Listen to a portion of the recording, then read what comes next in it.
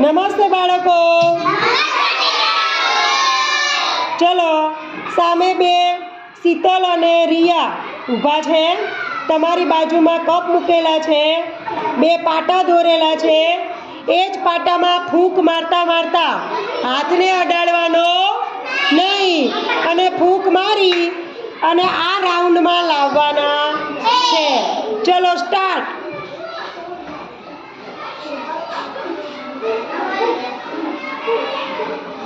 સરસ, very good, very good.